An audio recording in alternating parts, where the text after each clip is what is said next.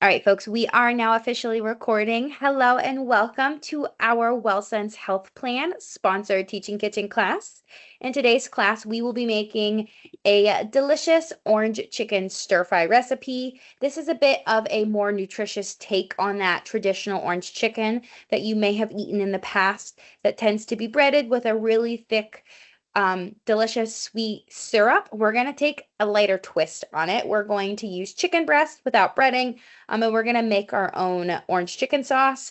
We're going to be using fresh orange juice or, orange juice that you get from a carton, but we're going to be using orange juice and adding lots of veggies, as well as pairing it with a really nice, light cauliflower rice. So this is a really great balanced meal, lots of hidden veggies, but also some really great flavor we're having here.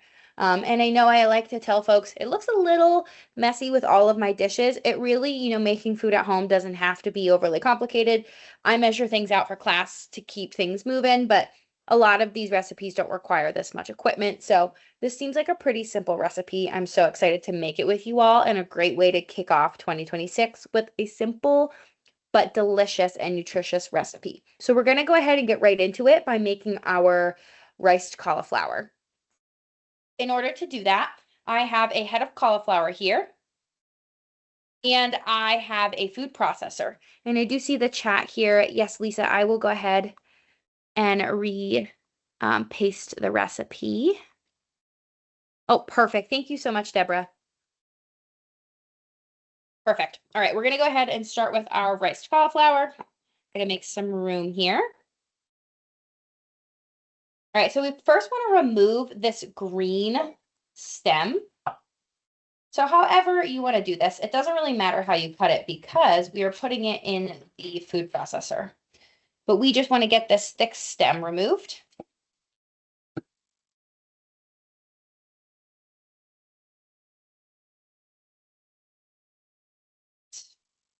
And then you can really just go in with your hands if you want to remove the remaining stem. Perfect. All right, I'm going to set this to the side. This is our scrap so far. All right, you can use your hands. You can use your knife. I'm going to just go ahead and use my knife to kind of get these into smaller chunks. That'll be easier for the food processor to handle. You can also buy riced cauliflower pre-riced at the store in the fresh section most often, as well as the frozen section. I really love having frozen riced cauliflower on hand, just to add to soups, stews, stir fries, anything of that nature, as well as dishes that call for rice. I love cutting the rice with cauliflower, not because I don't love rice and I don't love that source of carbohydrates, but just a way to get some more sneaky vegetables into our diet. Cauliflower is a non-starchy vegetable, so it's high in fiber, high in water, but low in calories, which is really wonderful for weight maintenance as well as weight loss. Okay, I'm going to take a few of these out and we'll just do batches. If you don't have a food processor, a blender would work, or a cheese grater. All right, I am going to mute the camera so that way it's not super loud.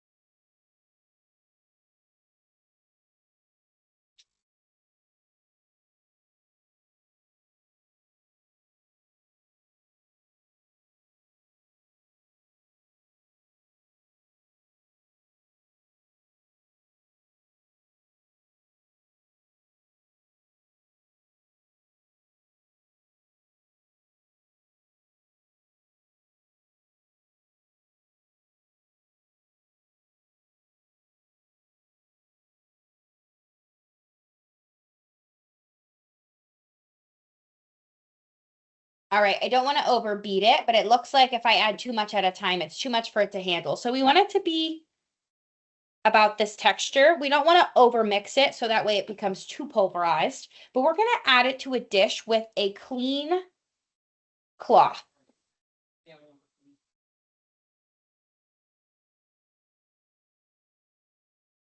Yep, it's on upstairs. Except for the sound. There's no one. Add that in there. No, the sound is on.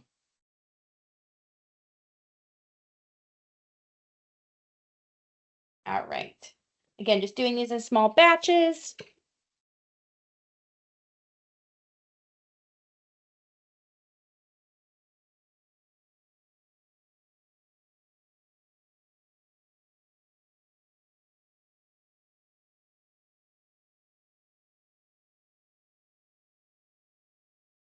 Okay, it's on upstairs.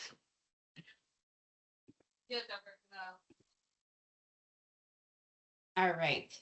I can tell some of the top cauliflower doesn't get hit very well. But again, this is the consistency we're going for.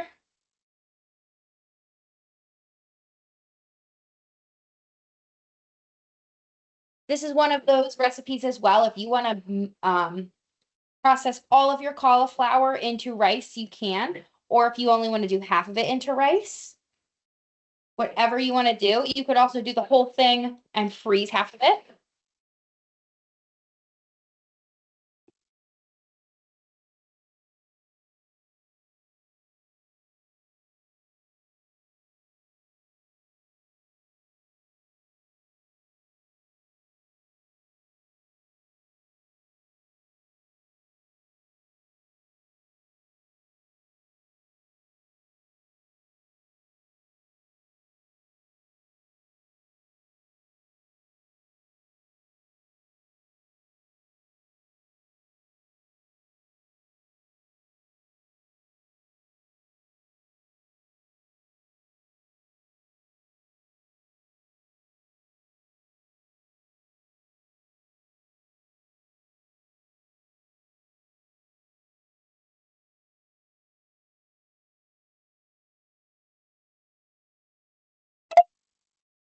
All right, there's the last little bit. Move my cutting board out of the way.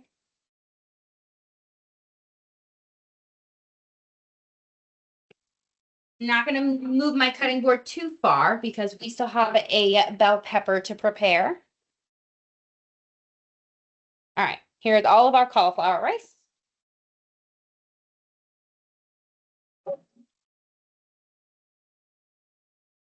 I'm going to see if I can bring it closer to the camera so we can get a better view. All right, so now what we're trying to do now is we're trying to remove some of the excess moisture from the cauliflower. So that way when we put it in the skillet, it crisps up. You can see here, it's already starting to seep through here. If you squeeze, you will actually get some water to come out.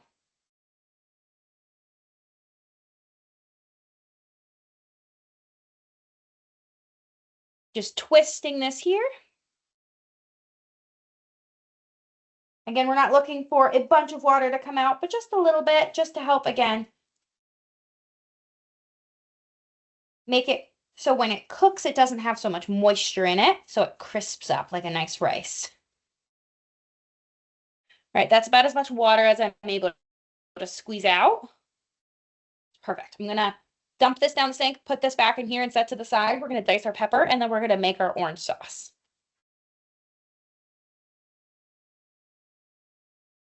If anyone has any questions at any point, please feel free to put them in the chat or unmute. And I do see a question just came into the chat. Our question is, what are you using to dry up the cauliflower? I am using just a dish towel that I had, and this was a thinner dish towel. It wasn't overly thick, but a thicker one would work. I've seen some folks use paper towels and honestly just let it sit in the paper towels and let it kind of absorb some of the moisture versus squeezing it out. Whatever you have will work. If you don't have anything, it's not going to ruin your dish to not squeeze out the excess moisture. We're just trying to help so when it cooks, it's not so mushy.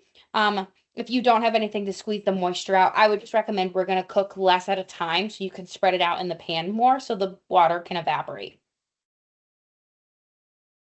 All right, we're going to set that to the side. And we're going to take care of our bell pepper. All right, we're going to take care of this bell pepper. So I chose a red bell pepper. I like red bell peppers. They're sweeter than green bell peppers. You could also use an orange, a yellow, whatever flavor you like. You could also use frozen bell peppers, or you could skip this step altogether. I do love bell peppers in a stir fry. They're also another form of a non-starchy vegetable. And when we think about balance, a balanced meal on a balanced plate, we want to have half of our plate with fruits and vegetables. And we want those fruits and vegetables to be really those non-starchy vegetables. And a starchy vegetable would be something like a sweet potato, peas, and corn. Non-starchy vegetables are things like these bell peppers, greens, leafy greens, green beans, lots and lots of other things, onions, zucchini, squash, all of that. All right, I'm cutting these in slices. I also have pre-diced my onion. For those of you who probably can empathize with me, who when you cut onions, your eyes water. I cut them before class, so no one had to see me cry over onions. But I have about one medium onion here, about the size of my palm. Recipes like this I love because you can really make any twist on it that you see fit. So if you don't have peppers, you don't really have to use peppers. It's not going to ruin the recipe. I would stick to the foundations of the sauce. You could omit certain things like the honey, the ginger. You could sub for powdered ginger. All of those things you could find ways to really make this sauce work. But truly, the ratios of sweet and spicy and savory are important for the actual result of the recipe. So I wouldn't change those too much, but you can tweak them for sure. All right, I am getting my pan ready. All right, we are going to make our orange sauce next. But while we're doing that, I'm going to let this pan heat up because this often takes a few minutes to heat up. All right, my friends, now let's make our sauce.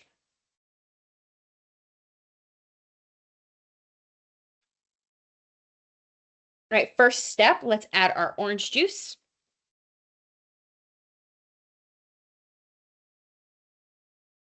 Like we have a little spill back here. Clean that up. I really like to clean my kitchen as I go as well. For me, that means kind of stacking all of these in the sink, keeping this workplace clean. We're going to come in with our honey. I have about 2 tablespoons here. I'm going to use the whisk to help me scrape it out. I like to, and I didn't today because I was in a rush to get ready for class, but what I like to do is if I'm measuring honey, whether I'm putting it into a vessel to measure or using a measuring cup or measuring spoon, I like to take spray oil and spray the inside of whatever vessel is going to hold the honey so that way it pours right out. All right, we need our soy sauce. I have some low sodium soy sauce here. Freshly ground ginger. I used a little minced, I call this a like really fine grated gadget, I guess. But you could use a cheese grater, whatever you have. You could also use powdered ginger. You can also buy ginger pre-grated. I know you could even get it in the frozen section. All right, we need our cornstarch. This is going to really help thicken up our sauce.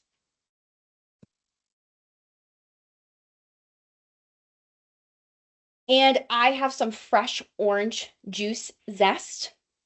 If you have a few oranges, you could zest them for this recipe and then also use the juice from those oranges. I had some leftover orange juice from a breakfast this weekend, so that's where I have that. And I have some red pepper flakes. This is going to give it a little spice, a little kick. If you don't like heat, I would skip this step. Or start with less. All right, stirring this together, nice whisk. All right, gonna see something in the chat here.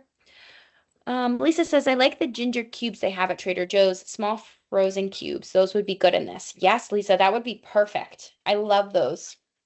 Those are really great to have on hand. Saves you time. All right, my friends, we are already heating up our skillet. And we're going to be working with some toasted sesame oil. I'm going to go in with just about a teaspoon. I'm going to let that heat up. I love the smell of toasted sesame oil, one of my favorite smells.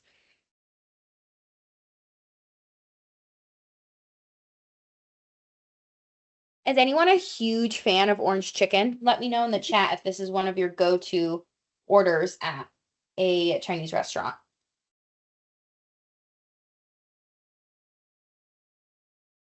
I'm going to hit this with a little bit of avocado oil just to really help make my pan non-stick. We're going to go in with our diced chicken.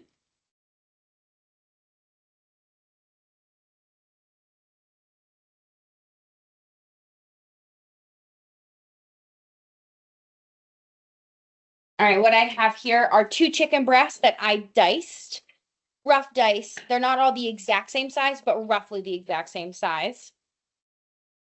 All right, I see some friends in the chat saying yes, orange chicken is their favorite. So good, we picked a good recipe to kick off 2026. I love that. All right, we're gonna go ahead and add our chicken. I did add some salt and pepper to my chicken.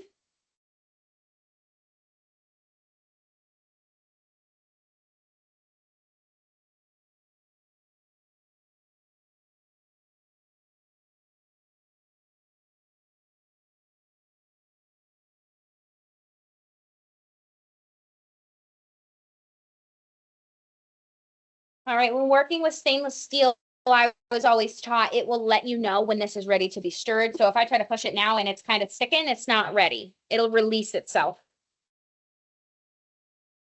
All right, checking the chat here. All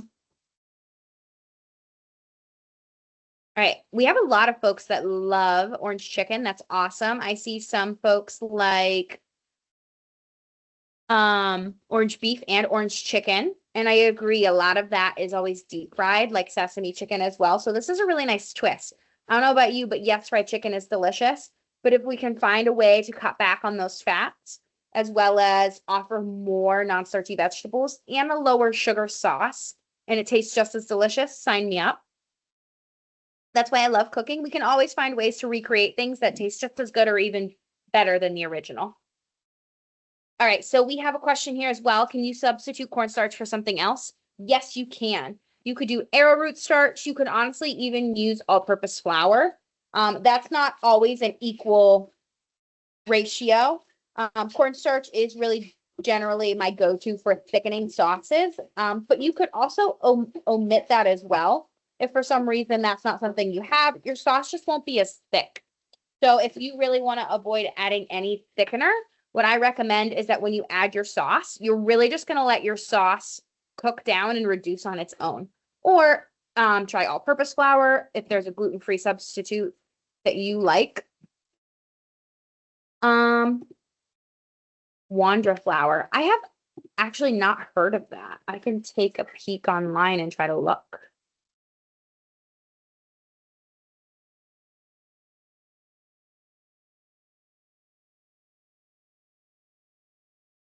Oh, yeah. Okay, perfect. Wandra can be referred to gold medal flour, a finely milled pre-cooked flour ideal for smooth gravy, sauces, and tender baked goods. Yeah, that seems to be work. Yeah. Anything that's meant for a thickening agent, yes. I just think they're not all the same amount. So I always think less is more, and then you can add more as needed. Trying to make sure I get all my chicken flipped.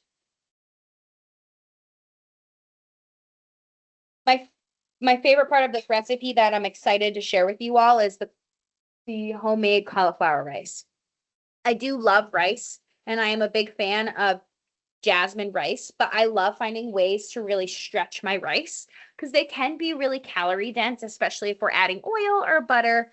And if you're someone like me who likes to eat a lot of volume, rice can really, add up quickly in calories. So I really like to cut my rice with cauliflower rice to kind of get that rice flavor and that rice feel, but with some sneaky hidden veggies. All right, we are going to cook this chicken. It is pretty much fully cooked, no longer pink. And then we're going to put it in a bowl and we're going to set aside. And then we're going to saute our onions and then we're going to saute our other vegetables.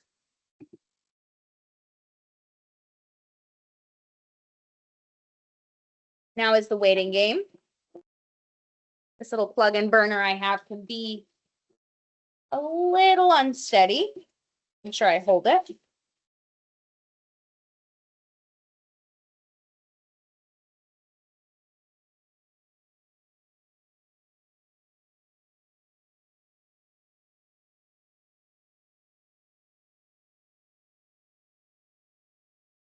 All right, now is my favorite part, the waiting game. I'm not very good at being patient when I cook, so this is the step where I have to remind myself that it takes some time, and constantly stirring doesn't mean it'll cook faster. We are going to cook the cauliflower rice in a separate pan.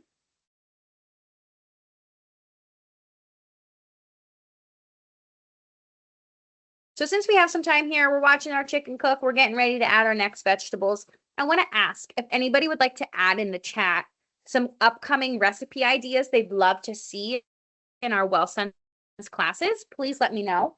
I do have February and March already on the calendar. I can't recall what I have for those recipes. They're not coming to me at the moment, but if there's things that you would love to see that you think would be great additions to class, please let me know. And when I plan that next quarter, I'll do my best to add it. All right, Deborah says, I would love to see crock pot due to the winter season. That's a great idea, Deborah. I always forget to utilize the crock pot since oftentimes those take hours to make, but that's maybe something that we can go through the prep together, and I'll show you the final product pre-made. So that's a great suggestion. I love my crock pot for stews and soups, so maybe I'll think of something then.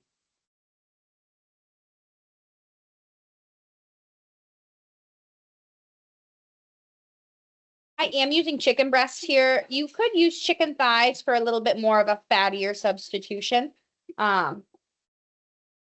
Chicken breasts here are just our leaner alternative. You could even do beef, poultry, and honestly, tofu would work as well.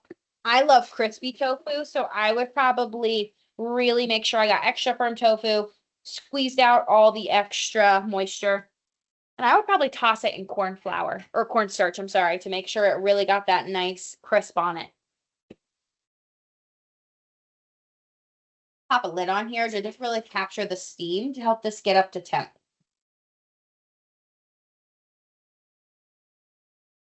All right, I see a request for healthy baked goods. That's a great idea, Amy. I can't remember. Actually, I'll look while we're waiting here. One of the classes in February, we were making chocolate covered snacks.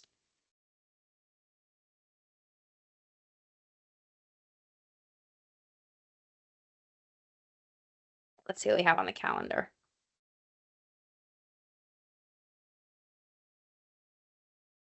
All right, for our next Well Sense health plan, what do we have here? We have some form of salad for next month. And then, oh, I think we have za'atar chicken bowls for March. Fish tacos, that sounds amazing. Okay, that's a good one. I'll add that to the list. All right, we have fish tacos and healthy baked goods. So we'll be in April, May, June. That's a great time of year for a good sweet treat and a fish taco. Yeah, something with salmon. That's a great idea, Lisa. Maybe that's the fish taco. Or we could do tacos 2 ways with different fish.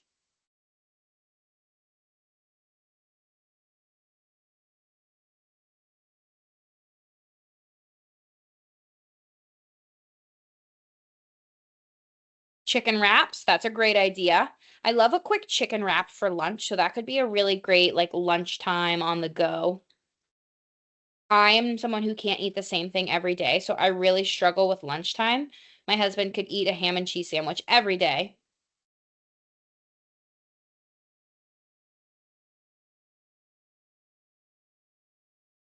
Spring veggie pasta rices. Okay, these are really great. I love it. Keep them coming if we have more ideas. This is how we figure out what best makes everybody want to come to class and what's the most inspiring. So I love it. Anything else you want to add to the chat, please keep adding.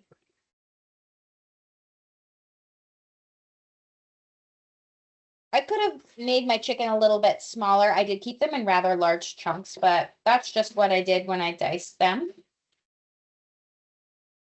Just making sure they're cooked through, and then I'm going to add them to this bowl. Actually, to this bowl, because that's too tiny.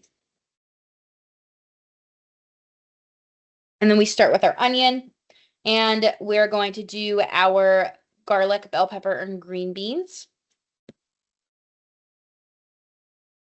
Ooh, someone wants to do a curry dish. I think that's a great idea. Where was I doing curry? I think I was doing I was doing tiki masala for another class. I'll add curry to something. I think curry dishes can feel intimidating, and curry can mean different things depending which culture it's coming from. But like a traditional Indian curry with some curry spices, we can definitely tackle.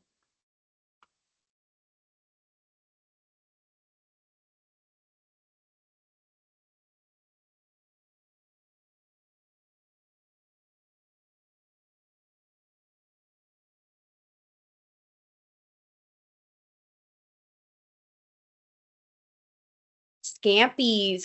Ooh, oh, you are all making me so hungry as I sit here and patiently wait for my chicken. That would be a great idea. I did do a pasta making class once. I think that was really fun. If anybody's ever made homemade pasta, we did homemade pasta without a machine. It's a labor of love and it's quite a workout, but it's fun to know how to make, as well as a homemade sauce. We did a homemade marinara sauce. Um, we could do like a pickling class. That could be cool. Ooh, shrimp chow mein. Okay. Marilyn, that's a great idea. I'm not a huge shrimp fan, but when it's cooked right, I love shrimp. I have notoriously been really bad at overcooking shrimp because of how quickly it cooks, but that's definitely a class I think we all need, especially myself. So that's something I'll add. Homemade pizza bagels or bagel bites. That would be so fun. I love that idea. Good call, Stephanie. You are all full of such great ideas. I love this. I love this. Then I'll have ideas for the rest of the year. Good thing we're only in January, so we have lots of time to execute. All right, I'm going to add to our dish here. I feel like we're pretty cooked through. If you're not sure, you can cut one open. I also know we're going to be adding this back to the pan with the sauce at the end, so I feel confident it'll get a final warm up. All right, friendly reminder, when you use a utensil that touches the raw meat, this doesn't cook up to 165 degrees. So if we're handling cooked meat now, we put this away. And we're handling vegetables, so this doesn't need to touch the raw vegetables because again, this touched the raw meat. Going in with some more oil. Do a little bit more. Again, working with stainless steel here, I want to make sure nothing sticks. Got to have a good coating of oil. That flavor stuck on the pan is going to be real great with these veggies. Going in with our onion. We want to cook till translucent.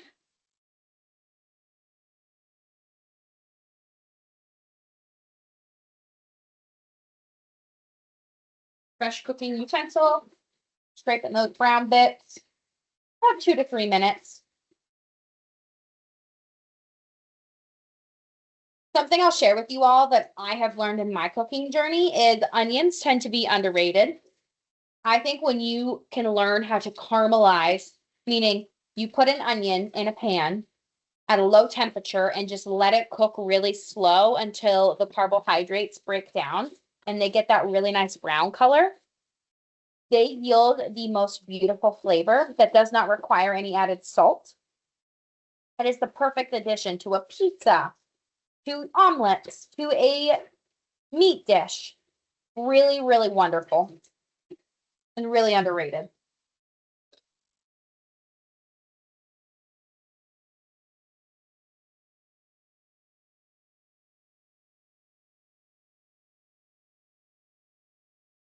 Just a little bit longer.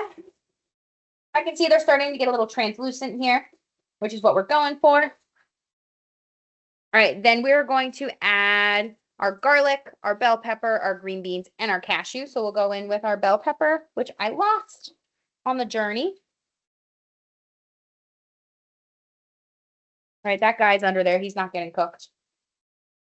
Bell pep. Green beans that are clean and cut. And then going in with our garlic. I pre-minced my garlic. If you don't have time, you can use garlic powder or skip this. But reminder, garlic is really, really sensitive. Garlic and onions should not be sauteed at the same time. I'm sure if you've ever seen a recipe that calls for it, you'll notice that your garlic is burning rather quickly. It's really, really heat sensitive. Onions will break down and get that really delicious caramelization. Garlic will not. So I always advise folks to kind of wait towards the end with heat so garlic remains fragrant and doesn't burn. This is looking so beautiful. I'm so excited.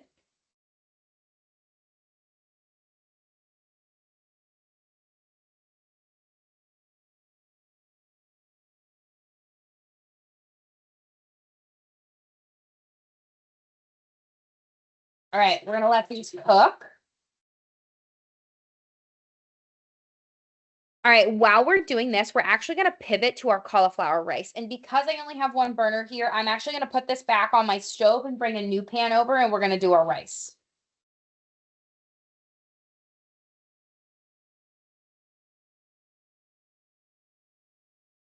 New pan. We are going to use some coconut oil.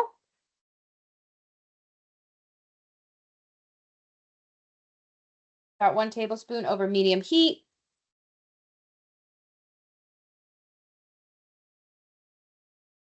This is going to help us get that undertone of coconut flavor. I'm sure those of you who cook with coconut oil know it does impart a bit of a coconut flavor. If you're someone like myself who loves it, it doesn't bother you, but I know some folks don't want that. So I would just use regular oil here if that's what you want to avoid.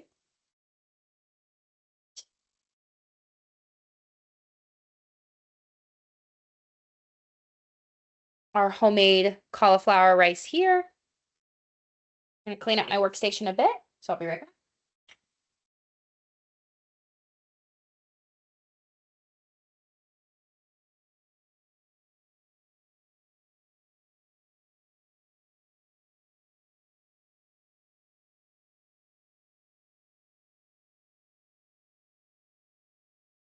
Anyone want to share in the chat what they're having for dinner or their last meal tonight? Or maybe what your last meal was? Lisa wants to know, can you use sesame oil or would that be too overpowering? Absolutely, you could use sesame oil. If you love sesame oil, go right ahead. Whatever oil you really like works here. But because we're making quote unquote cauliflower rice, that's where we're using coconut cauliflower rice. That's why we're kind of leaning on that coconut in the coconut oil. You could use whatever oil you wanted. You could also even kind of finish this with a little bit of coconut cream to get that coconut flavor, but this is going to help give it that undertone of coconut for our coconut rice.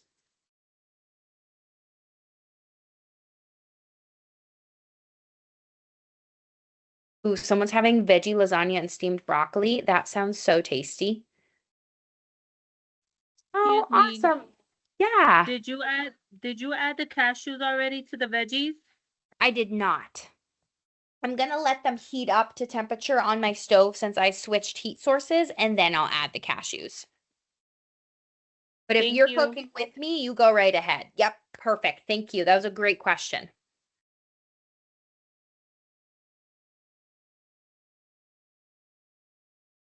I do have here my half a cup of cashews. If you don't have nuts, you don't have to add them, but this is going to add a little crunch to our dish as well as some heart-healthy fats.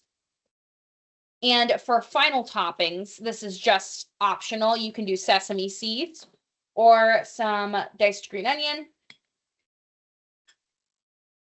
I do hear my pan sizzling back there. So once I get the rice on here, I am going to add the cashews. You can see here. All right, this is what I was saying about earlier. If you can't really squeeze out some of the excess water, we don't want to overcrowd our pan. So we can kind of do this in small batches. I think this is perfect. We're essentially trying to crisp it up and evaporate some of that water. Ooh, someone's having goulash. That sounds delicious. I love goulash. Bagel bites with turkey pepperonis. Stephanie, that sounds like a perfect dinner. Bagel bites. I love bagel bites. I love anything with bagels. Lisa had a cheeseburger. Oh, I'm excited for my orange chicken, but I could have one of all of those tonight. All right, just update, went ahead and added my cashews because now I can tell they're up to temp again.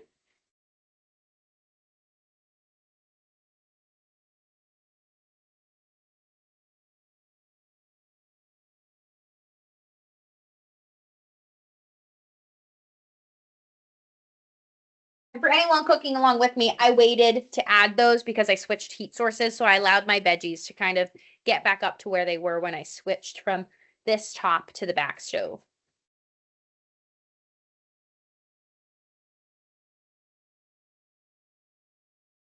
Cauliflower is such a cool vegetable because it really takes on the flavor of whatever you're cooking with. So when we go ahead and really add this sauce to the dish, it's really just going to taste like a delicious orange chicken dish.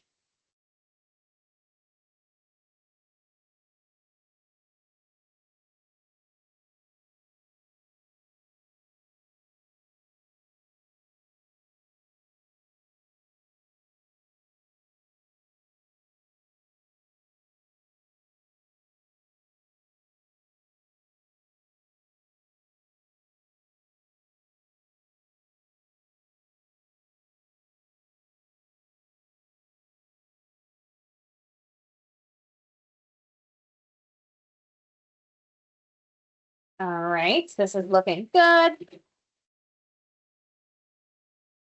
right, you can see here it's starting to brown. That's great. You can see it's really releasing a lot of steam, which is also great. This is really where you're going to cook to your desired consistency. And we're going to do a fun magic trick again. I'm going to switch pans so we can go back to our veggies over there. And I'm going to be cooking this in the background. Just for the sake of class, I'm only going to do this batch, but I will cook the rest of this. And I also have a smaller pan here. I only have one large pan and it's got our veggies. So got to do it in batches. All right, there we are.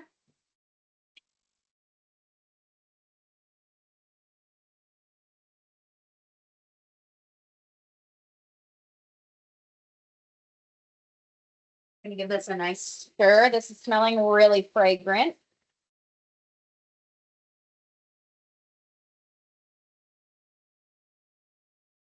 Right, once we see the color on this that we want, meaning if we see those nice browning effects, we can add our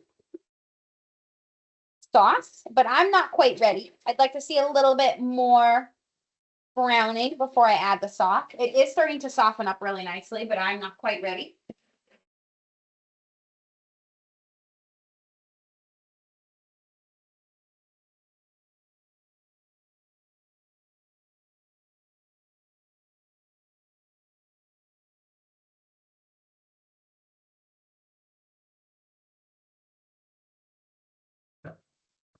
Being patient here.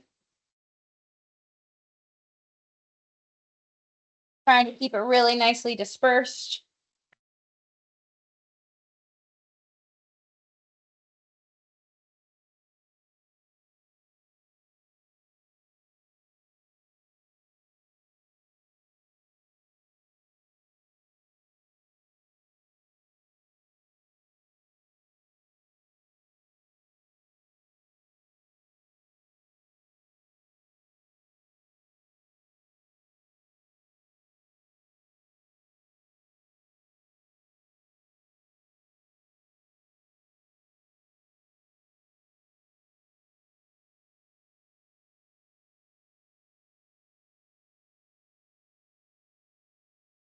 All right, this is looking good now. I'm gonna go ahead and add my sauce. I'm gonna give it another good stir to make sure all of that cornstarch is redistributed. All right, and what the secret sauce is, no pun intended here, is that cornstarch, once it really activates with the heat, it's gonna thicken up without having to actually reduce. This is looking really great.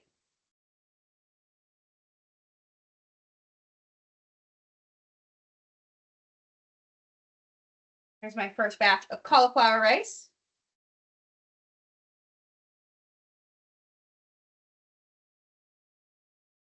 All right, check in the chat here. Someone wants to know, can you brown if it is frozen? I have never been able to.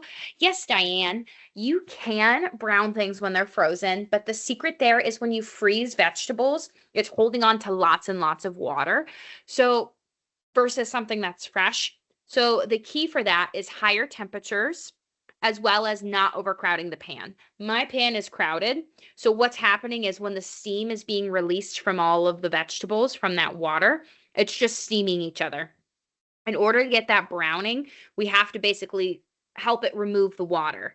So what happens is when you don't overcrowd the pan, it kind of releases that water and then it'll begin to brown on the surface. So higher temperatures really help that, as well as, again, not overcrowding the pan. So if you have a bag of stir fry vegetables that are frozen, just do enough that you can really spread them out on the pan, have enough oil, and crank that heat up a little bit higher.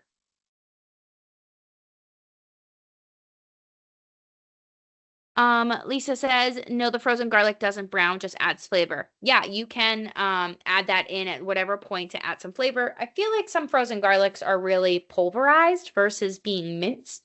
So pay attention to that as well. You'll see here, this is really starting to thicken up. This is looking really good. Once we feel like this is getting a little thicker, we're going to add our chicken back in. All right, Marilyn wants to know, if I made too much sauce, should I only add half? That's up to you, Marilyn. Your sauce will always thicken, and we still have to add our chicken. So I'm someone who really likes like a decent amount of sauce.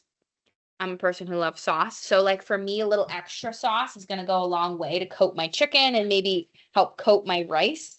But that's up to you. So like if I was going to serve this now, you'll see some of it will remain in the pan. You can cut it in half.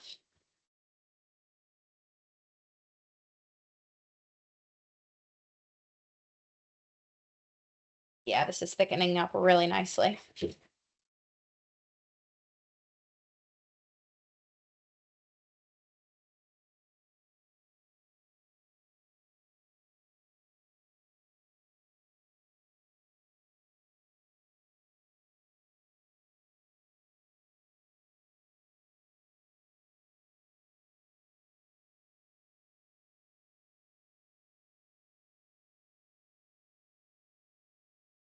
All right, we're gonna go ahead and add our chicken back in because this is browning up really nice.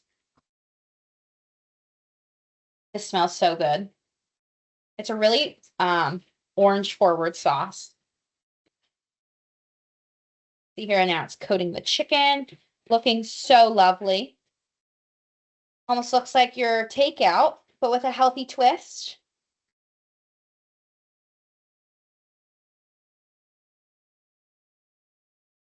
Pretty easy, right? So far we've only used 2 pans. I know it looked like I used a lot of other dishes, but for class I always measure my ingredients. But overall, I would say that this is a pretty low effort dish. Except for our cauliflower, but again, we can cut some corners there and buy it pre-minced. I'm gonna put my lid on here to kind of help capture all that steam to help bring it up to temp.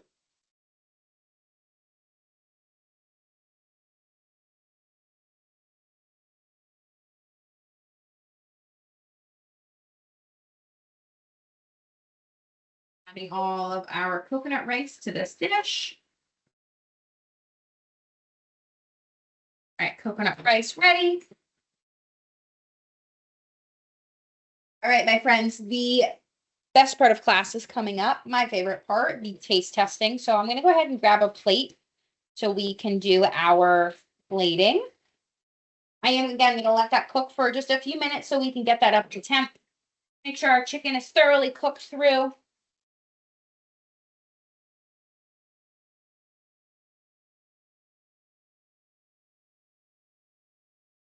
Clean my workspace up a bit here.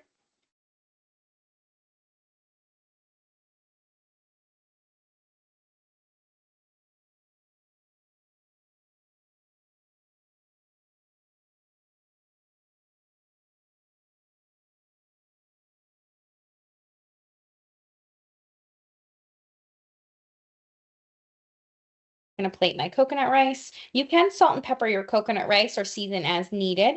I honestly didn't add anything to it after I cooked it with the coconut oil. I want to kind of taste it with the sauce to see if it needs a little something extra.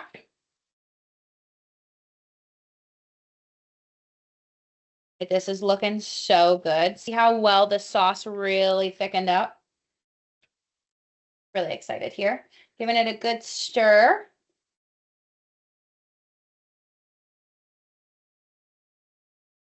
And if you try this and you think that's a little too sweet for me, add a little bit more soy sauce. If you think that's too salty for me, cut back on the soy sauce. If you think I love the sauce so much I want to double it, double it. I think this would be really lovely with some mushrooms.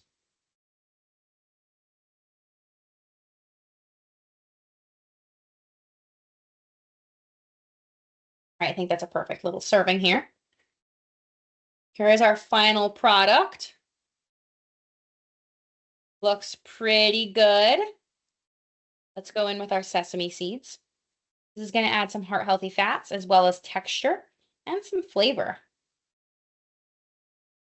If I didn't use 2 pans already, I would have toasted these seeds to really make that nutty flavor, but we're skipping that.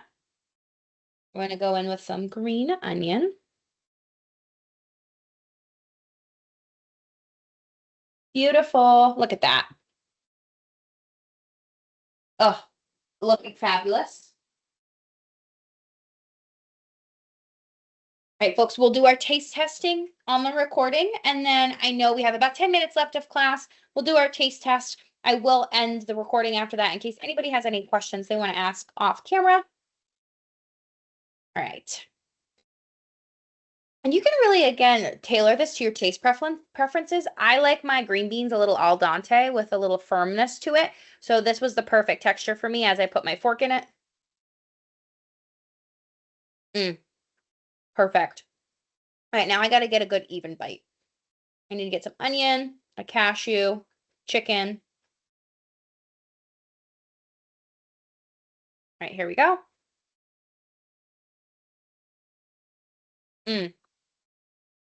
First bite, the ginger hits me. Then I taste the orange. I taste some spiciness, but it's not that heat where you feel like your mouth is really uncomfortable. It's a really nice, like, flavorful heat. I think that's coming from the ginger. More of a zest. Really nice sauce. Sometimes I think cornstarch you can taste. Really light, really lovely. I honestly would probably even add a little bit more soy sauce because I'm someone who loves salt, but the coconut rice is phenomenal. Cooking in the coconut oil and taking it a bite, I get like a taste of coconut, but not heavy coconut, and it's not like a thick coconut. Really light. Honestly, you can't even tell that this is cauliflower. I was confused there for a second. Cooking it enough till it's brown yields the perfect texture. I have to give this an 8 out of 10. The only thing is, I think for me, it needs a little extra salt. But this is probably just as good as a restaurant. And really nutrient dense. And this is quite a balanced meal here. We are getting protein, we are getting carbohydrates from our vegetables, as well as lots of good nutrition, vitamins and minerals from our non-starchy vegetables. We're getting really nice fat sources here from our coconut oil, from our sesame oil, as well as our sesame seeds and cashews. Really nice, lovely, balanced meal. Make it for lunch, prep it for dinner. Really, really nice here. All right, folks, I'm going to go ahead and end the recording, and I want to thank WellSense for sponsoring today's class.